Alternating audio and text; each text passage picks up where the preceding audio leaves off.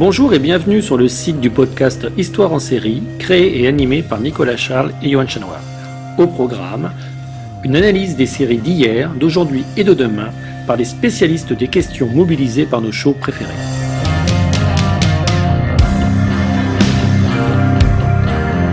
Histoire en série, c'est le podcast qui met en relation histoire, sciences humaines et séries.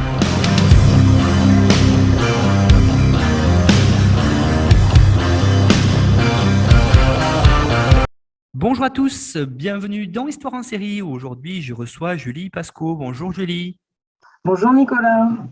Alors, Julie, vous êtes docteur qualifiée en sciences de l'information et de la communication. Vous enseignez en tant que prof certifié à l'INSPE de Pau, Université de Bordeaux, bien sûr, sur les questions de culture numérique et d'éducation aux médias et à l'information, donc l'EMI, aux futurs professeurs et donc de communication aussi. Vous êtes là, ce coup-ci, à l'IUT de Pau. Donc, vos recherches, votre thèse a porté sur les représentations des enseignants de la place du numérique dans l'éducation aux médias et à l'information.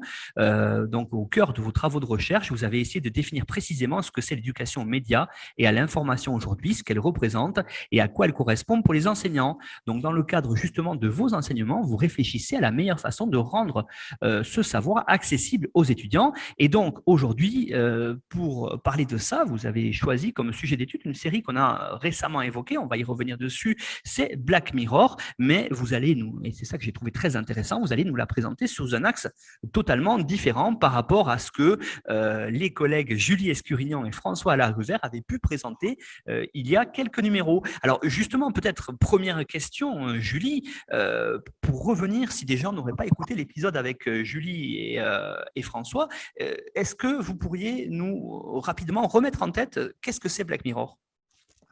Alors Black Mirror, c'est une série qui est diffusée sur Netflix. Donc c'est une série de fiction qui est dystopique, c'est-à-dire c'est dans un futur proche ou un futur un peu parallèle.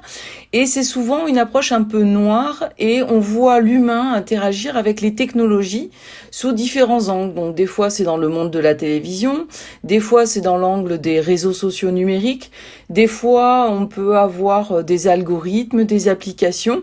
Donc c'est un peu toutes les thématiques autour du numérique qui sont abordées, notamment la numérisation de soi et la collecte des données personnelles. On a aussi des épisodes sur le cyberharcèlement, mais aussi sur le transhumanisme, c'est-à-dire la capacité qu'ont les humains à se transformer avec le numérique, avec soit des artefacts, soit des puces intégrées. Mais aussi on va découvrir des mondes virtuels, la question de la mémoire. Alors ça c'est très intéressant, la question de la mémoire qui a justement été abordée par Julie Escurignan et François Larivert lors du dernier épisode. Et on a aussi tout ce qui est notation sociale avec les algorithmes. Donc c'est un univers très riche puisque chaque épisode est indépendant les uns des autres. Donc on peut vraiment regarder cette série par le milieu, par la fin. Il n'y a pas de logique et de suivi. Mais par contre, ce qui est commun à tous, c'est comment le monde pourrait tourner si on développait la technologie d'une façon qui n'est pas forcément très éthique. Voilà. Donc, si on reprend par rapport à ce que vous prévoyez de nous parler, c'est la première chose que je prévois comme question à vous poser, que je pose à beaucoup d'intervenants et intervenantes du podcast Histoire en série, ça serait, Julie, vraiment, pourquoi vous avez choisi de présenter cette série et pas une autre en fait ? Alors, c'est vrai que j'ai choisi cette série parce que déjà, la première fois que je l'ai vue, ça a été une claque. C'est-à-dire, je me suis dit, mais mince, c'est totalement ça. Et c'était une façon, finalement, une médiation sur l'impact du numérique dans la vie quotidienne des gens et ce que j'essaye finalement d'expliquer en cours. Dans mes travaux de recherche, je m'intéresse aux représentations du numérique et notamment aux imaginaires liés à Internet, comme l'a fait Patrick Flichy en 2001. Et en fait, les séries télévisuelles sont représentatives d'une part de la représentation collective du numérique. Et pour ça, donc je m'attachais avant aux représentations des humains, et c'est vrai que maintenant je m'intéresse aux représentations qui sont portées par les médias, et notamment dans les séries télévisées, et celle-ci est tellement emblématique du numérique, elle est tellement incontournable que je pouvais pas y couper. J'ai choisi Black Mirror parce que c'est une des séries qui m'a fait le plus réfléchir sur mon métier de formatrice au numérique ces dernières années. Et moi, quand je pense aux enjeux de l'éducation média, si les gens ne comprennent pas l'intérêt de réfléchir l'impact du numérique dans notre vie quotidienne, en fait, je leur dis de regarder cette série. En effet, il y a plein de gens qui me disent « Ouais, mais moi, le numérique, ça m'intéresse pas. Tu sais, moi, je suis à l'ancienne, je me sens pas concernée, etc. » Mais en fait, moi, je suis convaincue de l'importance pour les sciences humaines d'investir le champ numérique. Et justement, pour réfléchir la société que l'on souhaite demain et en quoi la technologie doit être au service de l'humanité, sans la déshumaniser. C'est-à-dire que moi, des fois, quand j'ai des professeurs de lettres qui me disent « Oui, mais moi, je suis pas là-dedans, je suis plus sur la littérature », mais je me dis « Mais qui réfléchit le monde numérique? Les informaticiens ?» Ça veut dire que les sciences humaines, la philosophie, les lettres ont un vrai rôle à jouer dans, finalement, la conception du monde tel qu'on le veut. Alors, en effet, cette série propose une vision noire du numérique. Et c'est là que c'est intéressant de le questionner en cours. Moi, je n'ai pas du tout une vision négative du numérique.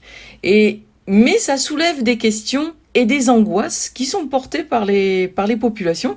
Et finalement, ça me permet de faire émerger les représentations chez les étudiants autour du numérique.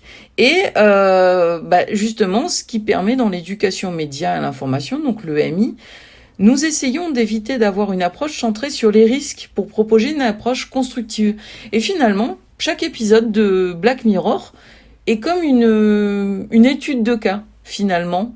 Et finalement, aujourd'hui, je me suis dit, tiens, je vais proposer 4 ou 5 thèmes, 4 ou 5 épisodes qui seront finalement des études de cas sur des thématiques que j'ai sélectionnées, et puis j'ai essayé de sélectionner d'autres thématiques qui n'avaient pas été encore traitées. Voilà une approche, Julie, qui est tout à fait intéressante. Et justement, on disait tout à l'heure, on a déjà fait effectivement une émission sur Black Mirror, mais avec cette approche-là, on va pouvoir à la fois voir d'autres préoccupations peut-être qui vont compléter ce qu'avaient proposé Julie Escurignan et François Laruvère.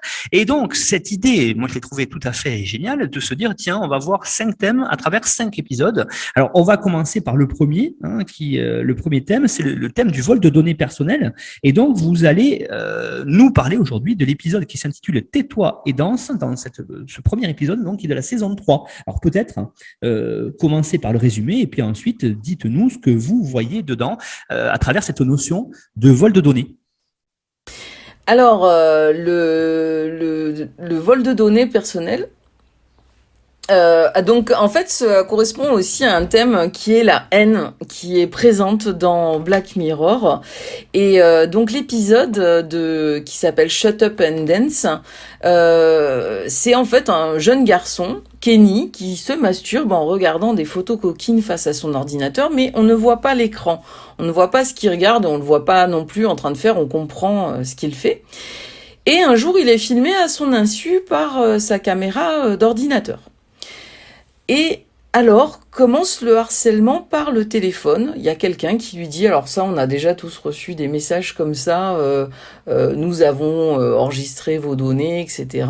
C'est souvent des arnaques. Mais là c'est vrai, quelqu'un lui dit, j'ai les images de ce que tu as fait, et ils le font chanter. Ils le poussent à commettre des délits sous peine de tout révéler. Et on se demande pourquoi il le fait, parce qu'on se dit c'est pas si grave que ça, mais c'est un adolescent. Et donc c'est vrai qu'on peut se dire oui, mais c'est vrai qu'à adolescence ou jeune adulte, on se dit à cet âge-là, c'est vrai que c'est quand même important et que ça c'est un moyen de pression intéressant. Donc il est amené à rencontrer d'autres marionnettes qui sont aussi victimes de ce jeu pervers, et on se rend compte qu'en fait on passe du harcèlement à un jeu. Et à la fin, en fait, on apprend qu'il n'y a aucune impunité et tous les joueurs sont finalement dénoncés aux autorités, et on apprend ce qu'ils ont fait. Donc après, j'en dis pas plus pour pas révéler la crème de ça.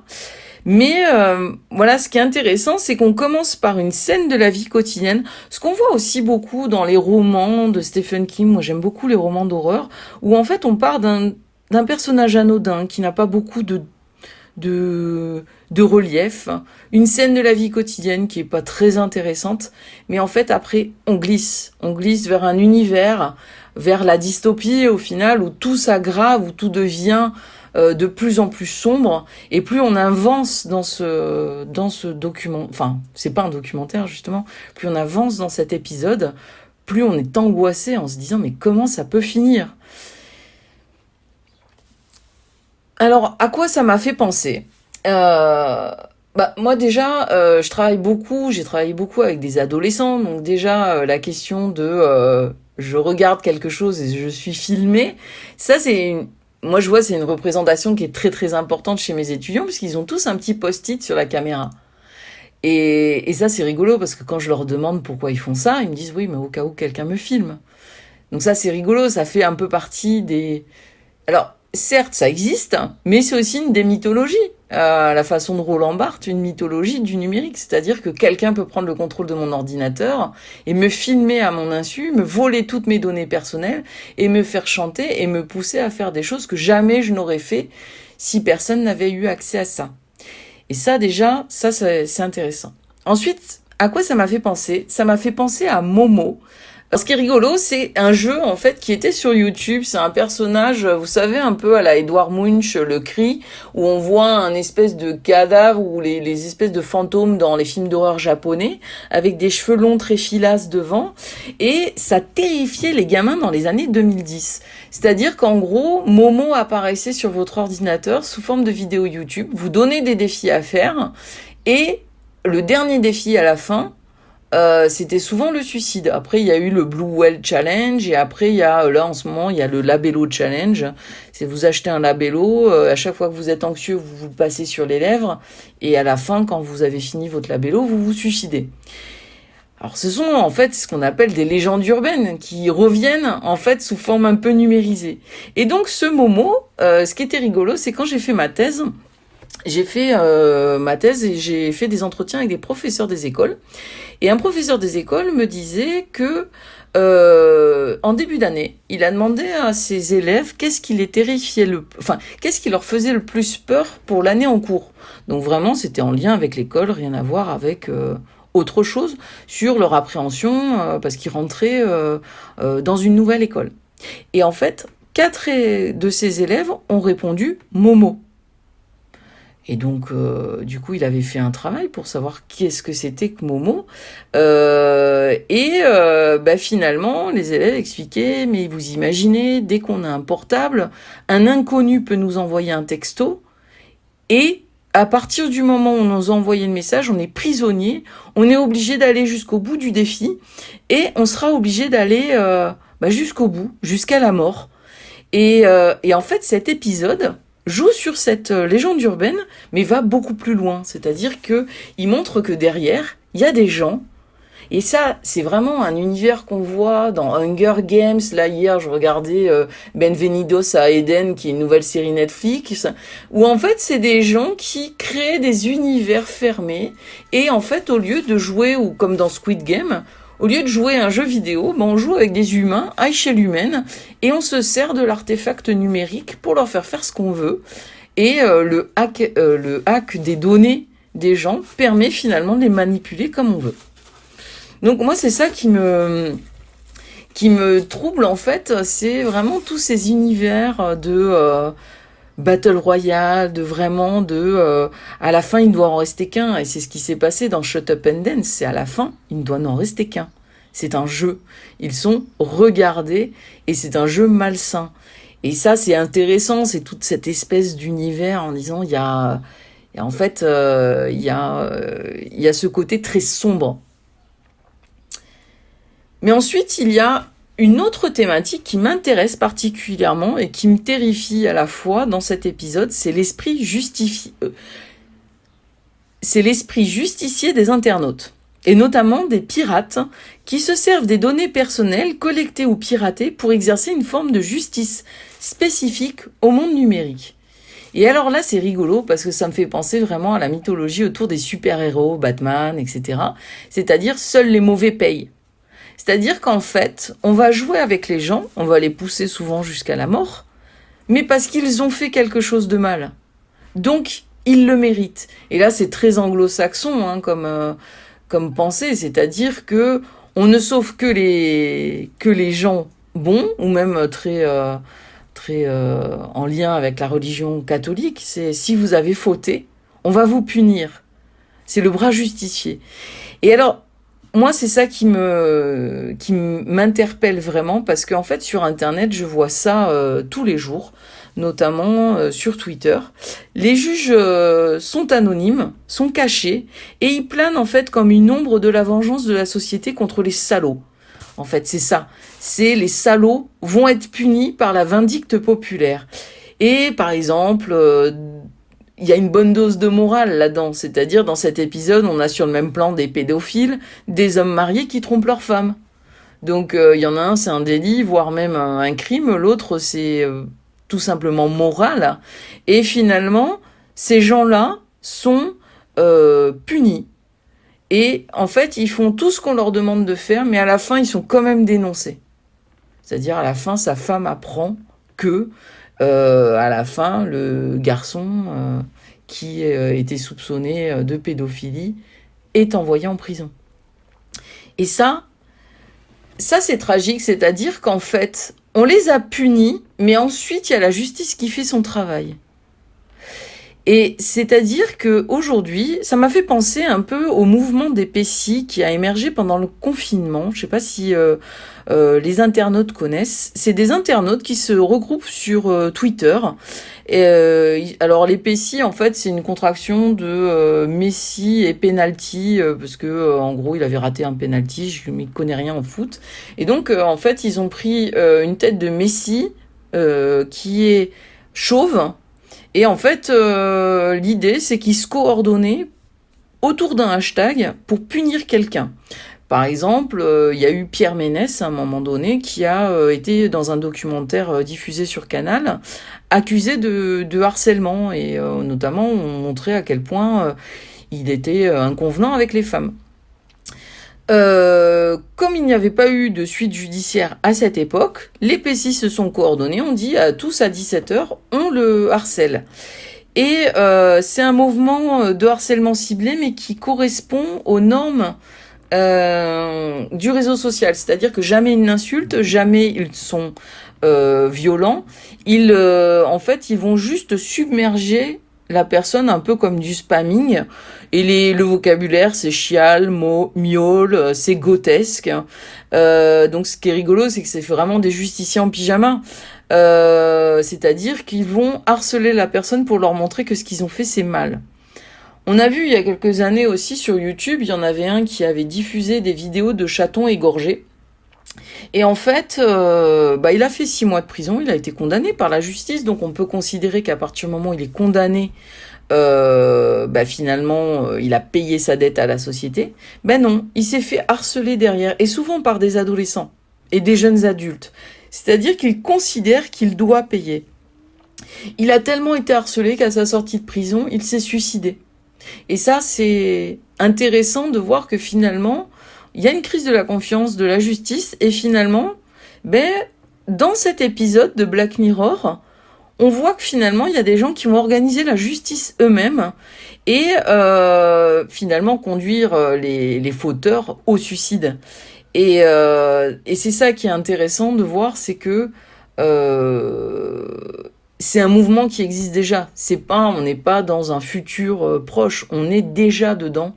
Mais c'est dénoncé dans cet épisode avec des traits grossissants, mais voilà, c'est quelque chose qui est déjà dénoncé. Donc c'est vrai que la haine dans cet épisode est très très présente à tous les niveaux.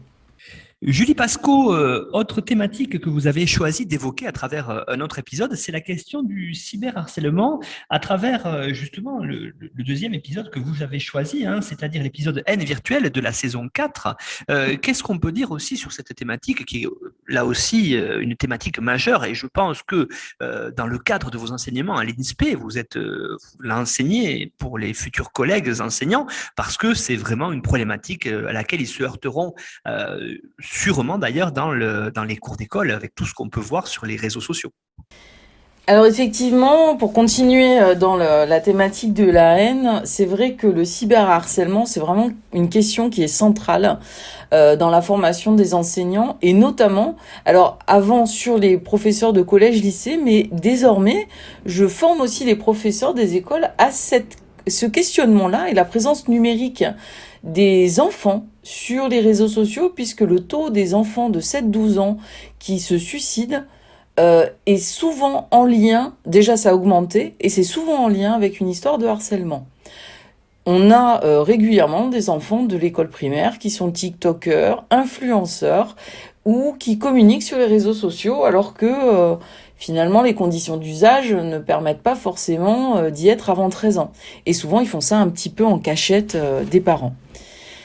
Donc ce qui est intéressant, c'est qu'avant cette problématique, on l'abordait en collège et on l'aborde toujours en collège, sauf que finalement le collège des fois c'est presque trop tard puisque des fois les cas arrivent assez tôt. Donc cet épisode, il est un peu en lien avec l'épisode d'avant, il est vraiment aussi sur le harcèlement en ligne et la responsabilité de chacun dans le harcèlement. Ce qui est intéressant dans le cyberharcèlement, c'est la forme que ça prend.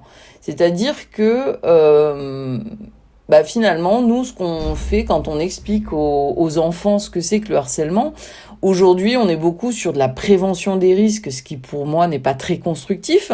Mais ce qui est intéressant, c'est d'expliquer ce que c'est que le harcèlement. C'est-à-dire que même liker un commentaire d'un désagréable sur quelqu'un, ça fait partie d'un mouvement de harcèlement.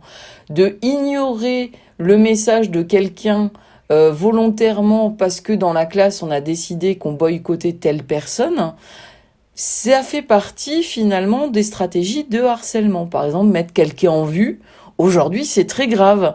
Si vous demandez à un enfant de demander si être en vue c'était si grave que ça, pour eux, à leur niveau, c'est quelque chose de grave. Et souvent ce qui est difficile en fait là-dedans, c'est que les gens, et notamment les adultes et les professeurs, n'ont pas forcément conscience de l'impact que ça peut avoir en disant... Moi, j'ai déjà eu des réflexions de professeurs qui me disaient « Mais c'est pas la vraie vie. Si pour eux, être mis en vue, ça fait partie... Enfin, c'est quelque chose de grave, c'est qu'ils n'ont pas vraiment de vie intérieure et que leur vie est bien pauvre. » Et alors là, on est clairement dans le jugement de valeur. C'est-à-dire que ça n'a rien de virtuel. Pour eux, souvent on a l'impression que c'est un monde virtuel, mais ça n'a rien de virtuel, ce sont des gens réels, et c'est souvent coordonné en lien avec la classe, c'est-à-dire que derrière, en fait, ce sont les gens de la classe qui continuent à le harceler sur les réseaux sociaux, mais ça s'est fait d'abord à l'école, et c'est des stratégies qui les touchent, c'est-à-dire être mis en vue, c'est pour faire mal, sauf si c'est involontaire, bien entendu. Et donc, ce qui est important, je pense, pour les enseignants, c'est de comprendre, en fait, l'impact que ça a sur la socialisation. Et d'autant plus aujourd'hui, parce que, aujourd'hui, on a vécu le confinement, hein, on est en 2022 aujourd'hui, les enfants ont été beaucoup isolés les uns des autres, et finalement, de leurs relations réelles, il ne leur est resté que les relations sur les réseaux sociaux. Donc finalement, s'ils ont de la haine sur les réseaux sociaux et qu'ils sont malmenés, finalement, ça a un impact très très fort sur eux, parce que c'est souvent le seul lien qui leur est resté quand ils étaient, par exemple, je vois, moi j'habite sur Pau, des étudiants, enfin des élèves à l'école primaire ou au collège qui sont dans la ruralité. Ils ont gardé contact avec leurs amis via les réseaux sociaux. Donc c'est pour ça qu'il ne faut pas avoir une approche critique, une approche très négative, puisque ça a eu un effet formidable sur ces enfants, puisque ça les a aidés aussi à tenir bon. Mais ça peut être à double tranchant. Et alors du coup, l'épisode Haine virtuelle, donc pour vous faire un petit pitch, donc c'est une journaliste, Jo Powers, qui en fait a pris position contre un handicapé dans une émission médiatique. Donc elle est victime de ce qu'on appelle une shitstorm, c'est une tempête de merde sur les réseaux sociaux où en fait on a un cyberharcèlement ciblé sur elle, où tout le monde concentre sa haine sur elle. Donc on voit qu'elle le vit pas forcément mal parce qu'elle a l'habitude, parce que finalement aujourd'hui dans les mondes médiatiques, je sais pas si les téléspectateurs connaissent Cyril Hanouna, c'est assez similaire finalement à ça, c'est-à-dire que les chroniqueurs sont amenés à avoir des positions extrêmes, controversées, et derrière quand on va sur Twitter entre 18h et 20h, on a Géraldine, Delormeau, tous les chroniqueurs qui sont pointés du doigt, et puis tout le monde les insulte et tout le monde les cible, et dit ils devraient pas être là, ils sont mauvais pour l'émission, pourquoi on les vire pas, etc. Et donc il y a vraiment une haine collective dessus. Donc cette journaliste, Jo Powers, rentre chez elle, et puis après ça s'arrête et elle est retrouvée morte, égorgée. Et ça ressemble à un suicide. Mais bon, quand on se suicide, l'égorgement, c'est pas le plus simple. C'est-à-dire que on se rend compte que c'est elle-même qui s'est égorgée, ce qui est quand même, somme toute, étrange. Donc il y a une enquête qui est ouverte, et elle est menée par 2 femmes, une inspectrice de police qui est ancienne, et qui a une certaine expérience de l'humanité, qui est un peu cynique, en fait, sur le genre humain, et une autre qui est spécialiste du numérique, qui a travaillé finalement dans des enquêtes numériques, mais qui n'a jamais travaillé sur le terrain. Alors bon, je vous résume pas tout l'épisode, qui est assez long par rapport aux autres épisodes, mais ce qui est intéressant, c'est que d'autres morts suivent, de la même manière, et on se rend compte, en fait, que tous les soirs à 17h, il y a une mort qui se fait avec des drones. C'est des petites abeilles robots qui, en fait, on se rend compte du coup à ce moment-là qu'on est dans un univers un peu fictif et futuriste, où en fait les abeilles ont disparu, on a remplacé les abeilles par des petits drones, des DIA, c'est-à-dire qu'elles ont une intelligence artificielle à l'intérieur d'elles qui fait qu'elles ont appris à se comporter comme une abeille. Sauf que, et là on revient sur les légendes urbaines, enfin les légendes numériques finalement, la légende numérique de on hack un drone et on le retourne contre la population pour s'en servir d'arme. Et donc il y a quelqu'un, on ne sait pas qui se sert finalement des hashtags, et la personne qui est la plus harcelée à 17h va être victime des abeilles tueuses qui sont piratées et envoyées pour tuer la personne. Donc une mort affreuse. En plus, les abeilles... on retrouve ça beaucoup dans les films d'horreur, certains films d'horreur justement, où on se fait tuer par des par des abeilles qui rentrent dans les oreilles, le nez, la bouche. Enfin, ça fait à chaque fois quelque chose de très dramatique.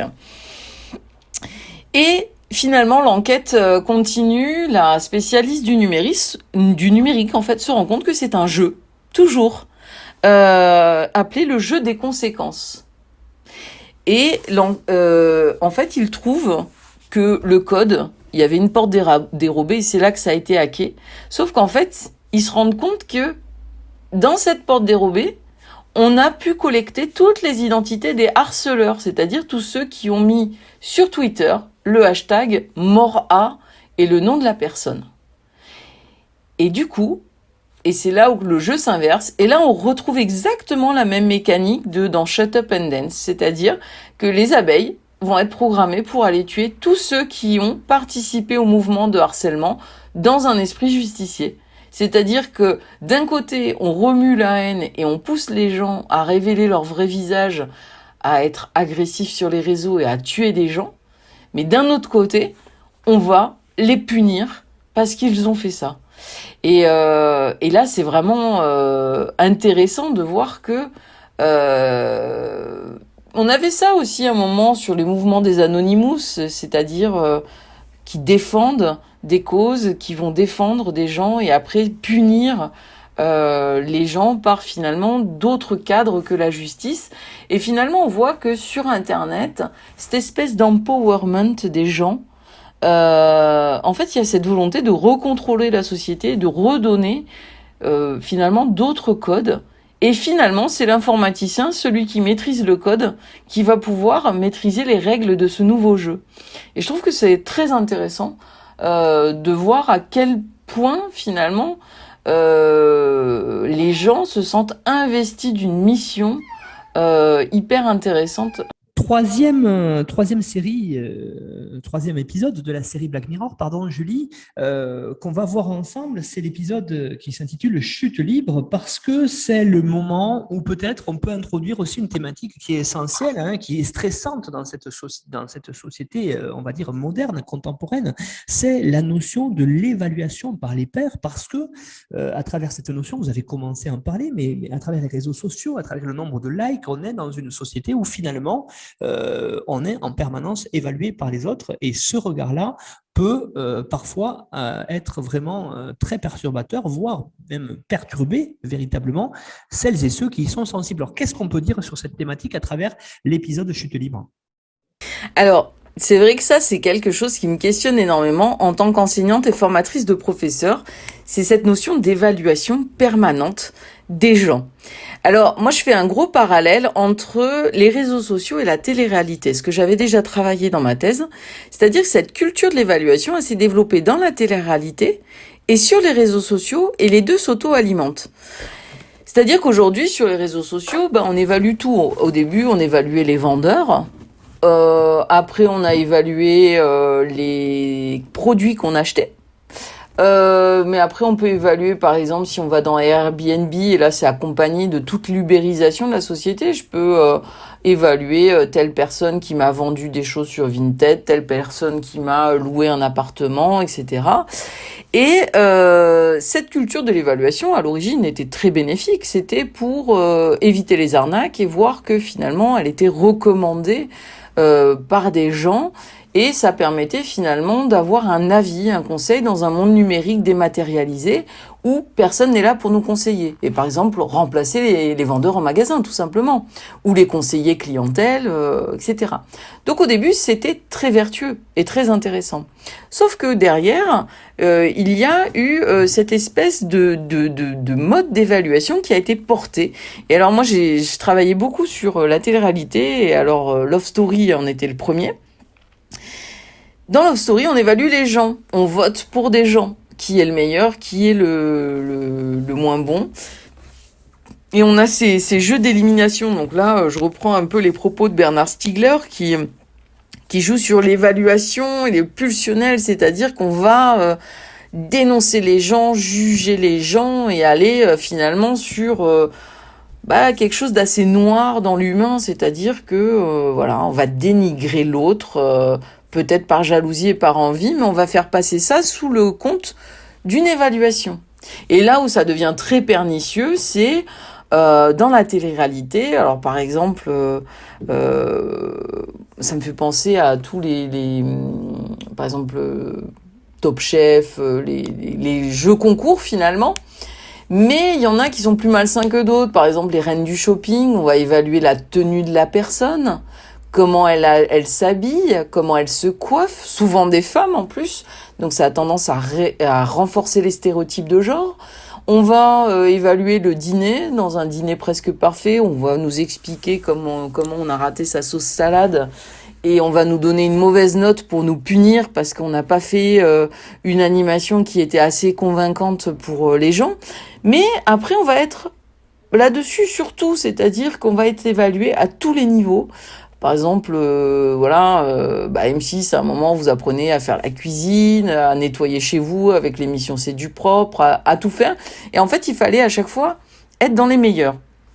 Et ce qui est rigolo, c'est que finalement, quand on travaille sur l'évaluation à l'école, on vous explique que la notation, c'est assez mauvais finalement pour le développement cognitif de l'élève, que finalement les mettre en position de compétition et être toujours dans la courbe de Gauss, c'est-à-dire avoir une espèce de moyenne à 12 et que seuls les très bons arrivent à 18 et il y en a toujours qui seront en dessous de la moyenne, finalement ça avait tendance à ne pas être constructif pour le développement de leur personnalité. Et c'est pour ça que finalement dans certaines écoles, on a enlever les notes et on est sur acquis non acquis et on se positionne plutôt sur les compétences que sur une note. Et donc ce qui est rigolo, c'est que plus l'école recule sur cette centration sur les notes, plus la société a envie de noter les uns les autres. Et souvent, quand un professeur est souvent bienveillant dans sa notation, enfin du moins moi c'est comme ça que je le vois, je pense qu'il y en a qui se souviennent de professeurs peut-être pas bienveillants quand ils les ont notés.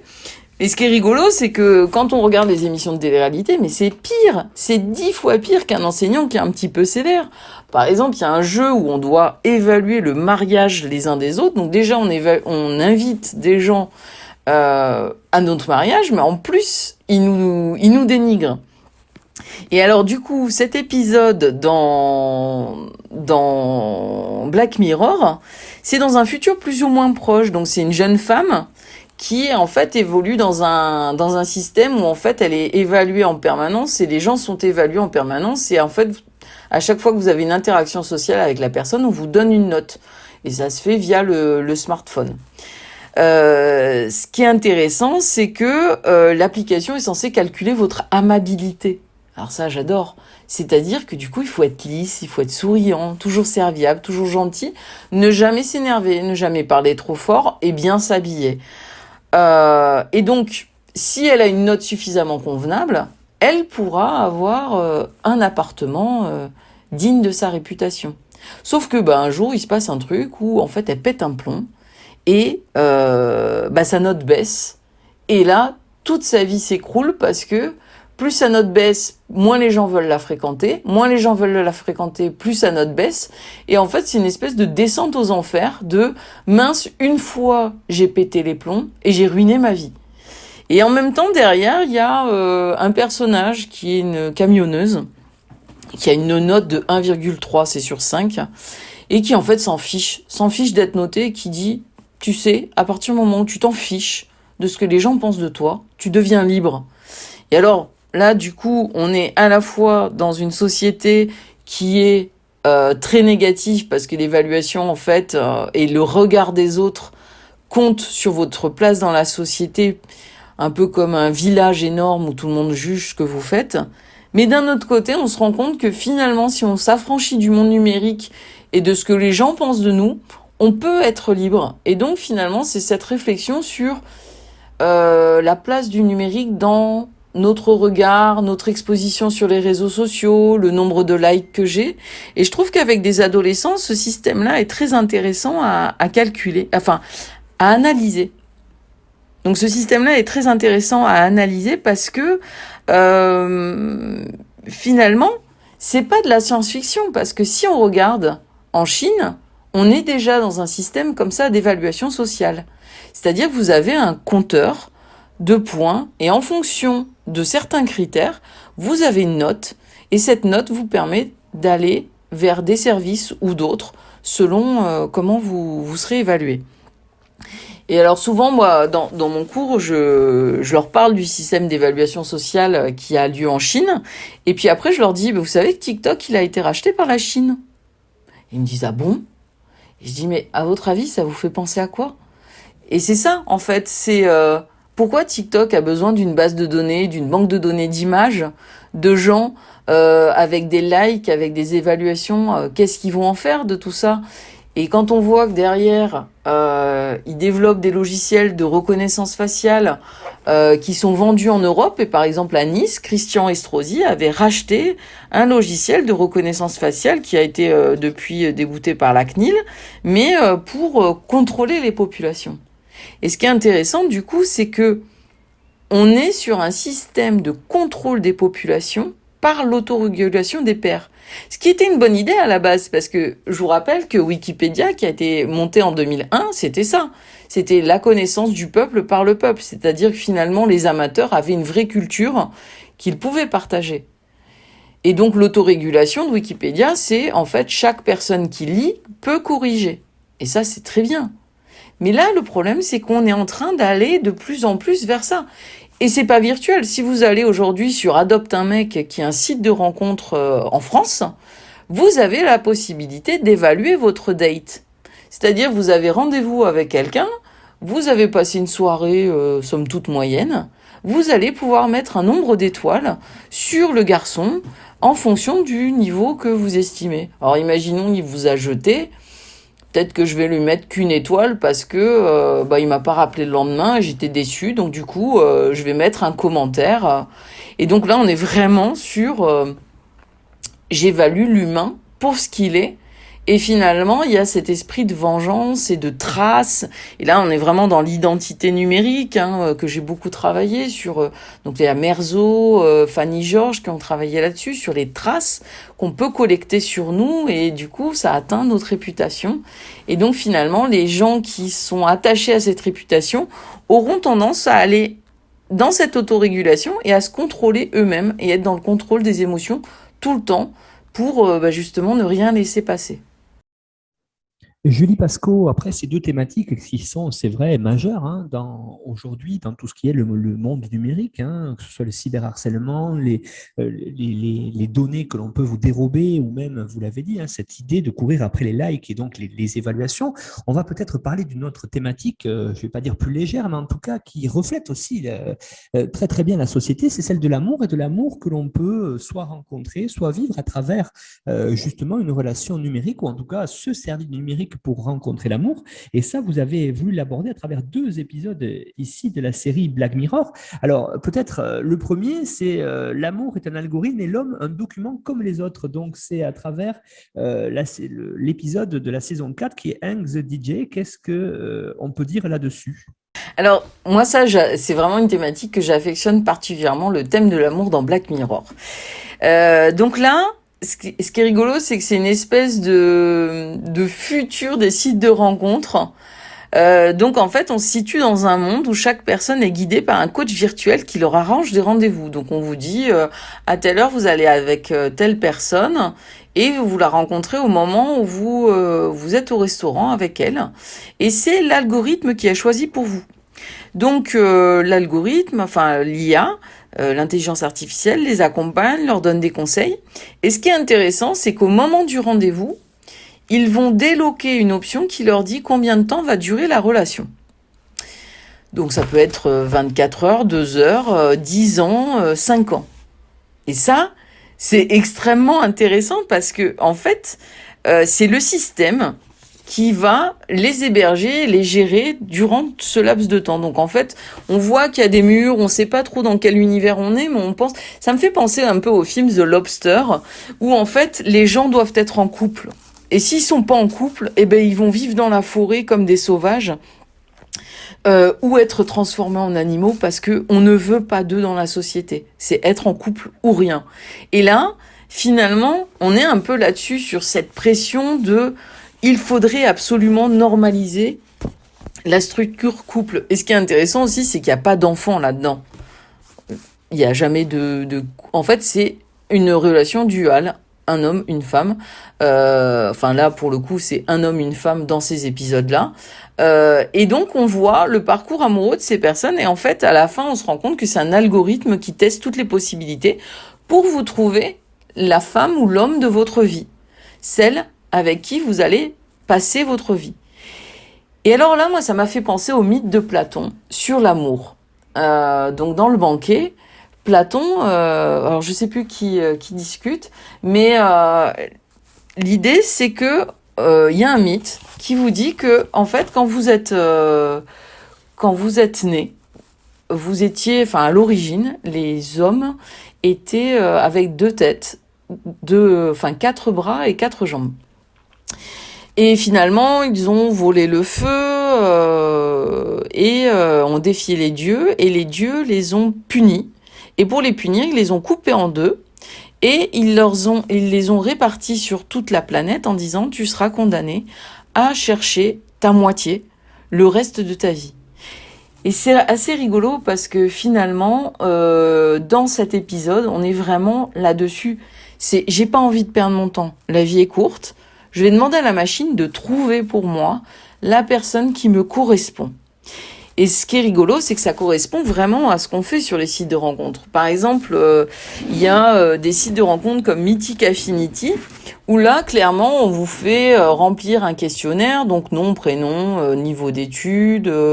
En gros, on vous demande de vous transformer en document. Donc là, on est vraiment dans la redocumentarisation du monde et de l'humain, comme le disait Salin. Et vraiment, c'est l'homme est un document comme les autres. Là, c'est Olivier Hertzscheit qui disait ça. C'est-à-dire qu'en fait, on va se transformer en document. Je vais dire, je suis brune, j'ai les cheveux bouclés, les yeux marrons, je mesure tant, je pèse tant, je suis fumeuse, j'aime les chevaux, j'en sais rien. Voilà. On transforme sa personnalité en un bordereau de métadonnées. Alors moi, c'est intéressant parce que je fais des études de documentation. C'est vraiment, on fait une fiche documentaire de soi. Et on fait confiance au système pour nous trouver la personne qui nous correspond. Et alors là, je vais partir un peu dans la philosophie, mais est-ce que l'amour, c'est vraiment la recherche de quelqu'un qui me correspond. Et c'est ça aussi, c'est si on regarde un petit peu les relations amoureuses qu'on a, concrètement, moi personnellement, les gens avec qui j'ai été, je suis pas sûre que j'aurais choisi ce profil-là en disant je cherche ça, ça, ça. J'en savais rien. J'ai trouvé ça bien au moment où j'y étais, mais avant de l'avoir connu, je pensais pas que ça me plairait. Et finalement, on essaye de rationaliser les relations humaines avec des algorithmes. Mais sauf que c'est pas possible, quoi. Parce qu'en fait, l'humain n'est pas une intelligence artificielle. Et ce qui est assez rigolo, c'est que on a ça aussi dans la télé-réalité, cette espèce de mythe de la science va m'aider. Alors, la télé-réalité que j'adore, que j'adore, c'est très ironique, c'est Marié au premier regard. Marié au premier regard, en fait, c'est on a des pseudo-scientifiques qui établissent un modèle un modèle qui vous permettrait de trouver la personne de votre vie. Donc les gens font des tests, des entretiens, des choses comme ça, et on vous dit c'est la science qui va décider pour vous, et donc on vous donne la personne et on vous dit, par contre, vous nous dites est-ce que vous faites confiance ou pas à la science, et si vous faites confiance à la science, vous venez le jour J et vous vous mariez directement avec la personne. C'est-à-dire qu'ils ne découvrent la personne que le jour du mariage. Moi, je trouve ça absolument hallucinant, parce que des gens le font, de donner une confiance aveugle à la science en disant « mais la science décide pour vous, on sait ce qui est bon pour vous ». Moi, je trouve ça, d'un point de vue sciences humaines et philosophique, totalement délirant. Et je trouve que là, il y a quelque chose à interroger sur la confiance qu'on a dans les algorithmes. On le voit. Il y a beaucoup de films qui sont basés en fait sur la froideur de l'algorithme, le fait qu'il n'y ait pas de recours. C'est l'algorithme qui est responsable et puis c'est trop compliqué, on peut pas vous expliquer. Oui, votre vie elle est ratée, mais c'est pas nous qui avons décidé, c'est l'algorithme. Parcoursup, c'est pas nous qui avons décidé, c'est l'algorithme. Si vous avez pas de formation, c'est parce que vous avez pas bien rempli les cases. Et c'est ça, en fait, qu'il y a... on a ça dans beaucoup de choses aussi. On voit ça dans des films, etc. Donc, il y a ça déjà, c'est-à-dire que ça va être votre faute. Si vous savez pas chercher l'information. On a ça aussi dans la recherche d'emploi avec Pôle emploi. Faites votre profil, on vous trouvera. Quelqu'un va vous dénicher. Si vous mettez pas les beaux mots-clés, vous étonnez pas que personne vous propose un emploi. C'est votre faute. C'est parce que vous savez pas communiquer avec l'algorithme. Donc déjà, il y a ça. Mais après, pour revenir sur l'amour, moi, ce qui est intéressant aussi, c'est ça me fait penser au film R de Spike Jonze. Et en fait, c'est Joaquin Phoenix, je crois, qui tombe amoureux de son intelligence artificielle et avec qui il discute tous les matins et qui prend soin de lui. Et en fait, il tombe vraiment amoureux d'elle. Sauf que c'est une intelligence artificielle. On a ça aussi dans 2001, l'Odyssée de l'espace, avec des rapports un petit peu étranges, amoureux entre l'homme et la machine. Et ce qui est intéressant, c'est qu'on voit aujourd'hui, en plus avec le confinement, qu'il y a eu beaucoup de glissements vers cet espoir que, la science et les algorithmes nous aident à trouver un humain, et si elles nous aident pas à trouver un humain, à trouver finalement un avatar ou quelque chose qui va remplacer le grand amour et qui va m'éviter d'être déçu. Et alors là, c'est aussi le film Zoé qui est sur Netflix avec Ewan McGregor et Léa Seydoux. C'est en fait un concepteur qui a créé un robot qui doit jamais le décevoir. Un robot, alors c'est son assistante, mais au début il l'a fait un peu à son image et finalement elle devient sa femme parfaite. Et donc ce qui est intéressant, c'est vraiment de voir que il a des limites en se disant c'est qu'une machine, je peux pas y aller, mais en même temps elle correspond exactement à ce que je veux et elle partira jamais puisque je pourrai toujours la réparer, elle mourra jamais. Et voilà. Et là, ça fait un peu la transition aussi avec l'autre épisode qui parle de l'amour auquel j'avais pensé. Julie Pasco, l'autre thématique aujourd'hui centrale autour de l'amour, c'est vraiment le mythe de l'amour éternel, vous l'avez dit, hein, c'est vu par Be Right Back, c'est-à-dire l'idée que vous avez commencé à l'évoquer, cette notion d'algorithme, elle est centrale. Vous n'avez pas l'impression quand même que du coup, notre vie, elle est de plus en plus contrôlée par le numérique? Mais en fait, elle est contrôlée par le numérique, mais je pense que en fait, ce qui est intéressant, là, on va vraiment sur je pense, des discussions philosophiques. Je pense que les philosophes du numérique ont beaucoup à nous apporter là-dessus, sur, par exemple, Milad Dwewi, sur l'humanisme numérique. C'est finalement être libre, c'est être dans l'incertitude, ne pas savoir où on va, ne pas savoir de quoi demain sera fait, accepter sa mortalité, accepter le fait que les choses ont une fin. Et finalement, on le voit, hein, les grandes boîtes, les GAFAM travaillent sur l'immortalité. Google travaille sur un désir d'immortalité. Et donc, dans l'épisode Be Right Back, c'est vraiment un couple qui s'installe dans une maison de campagne et le lendemain de l'emménagement, le jeune homme meurt dans un accident. Et cet épisode raconte le deuil de la jeune femme, Martha, qui va utiliser un service en ligne qui permet de dialoguer avec une entité, une intelligence artificielle, qui en fait a été créée à partir des données collectées, des données personnelles collectées du défunt. Et alors après, le service qu'on lui propose, c'est finalement d'avoir carrément le robot humanoïde dans lequel sont chargées les données et qui serait en fait un artefact de Marie. Sauf que forcément elle est déçue. Là on peut aller aussi sur l'analyse de Sandrine Cuperti sur le narcissisme. Finalement ce désir d'immortalité, ce désir que tout soit toujours stable, en fait on se rend compte dans cet épisode qu'à la fin en fait elle est pas heureuse, ça l'a pas comblée. Et donc finalement ce contrôle du numérique, comme vous me demandez, c'est pour moi c'est un miroir aux alouettes, quoi. C'est-à-dire qu'en fait, on veut échapper à sa condition humaine grâce au numérique, mais finalement, nous sommes toujours humains. Même si on va vers le transhumanisme, même si on va vers l'homme augmenté, l'homme symbiotique, avec des artefacts en plus qui nous complètent, avec la mémoire, des choses comme ça, on sera toujours des humains. Toujours. On aura toujours des émotions. On aura toujours... Par exemple, dans l'amour, il y a toujours l'irrationnel. Je veux dire... on a vu l'expérience oui, il y a la femme parfaite ou l'homme parfait qu'on voit arriver et qui coche toutes les cases qu'on a et il se passe rien. Mais parce qu'on est humain et que dans l'humain, il y a de la contradiction, il y a pas ce côté rationnel de l'IA qui programme les choses.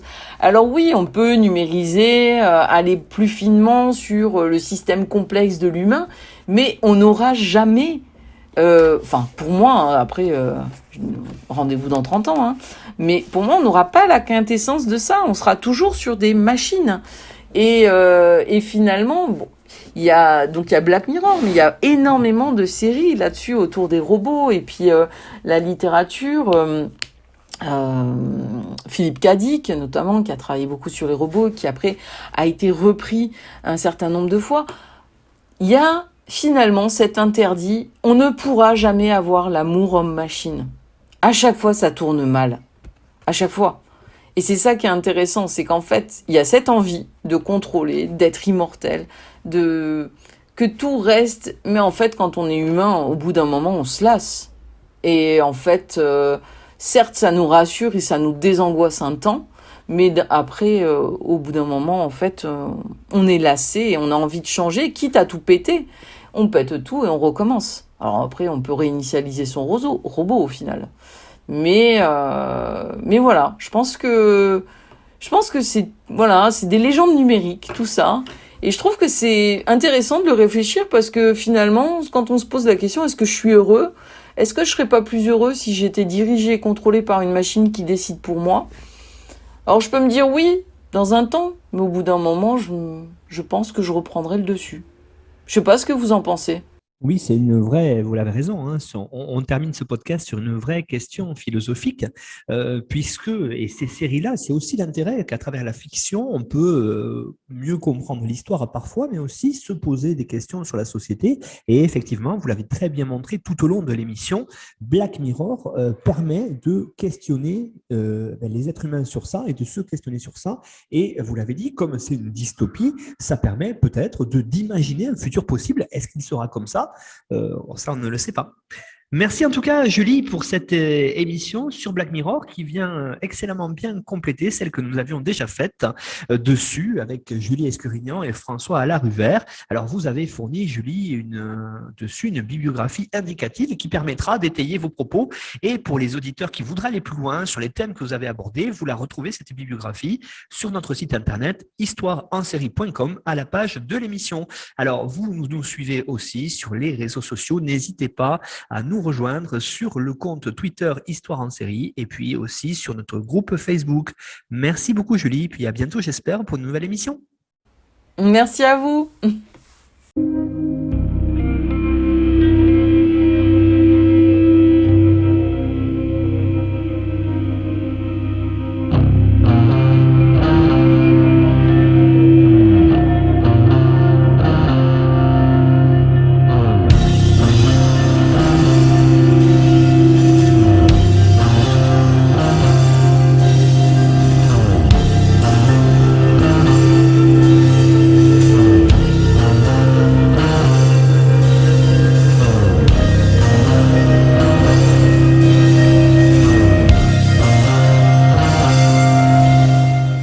Retrouvez-nous sur Twitter @Histoire en série pour connaître le programme à venir ainsi que des conseils bibliographiques.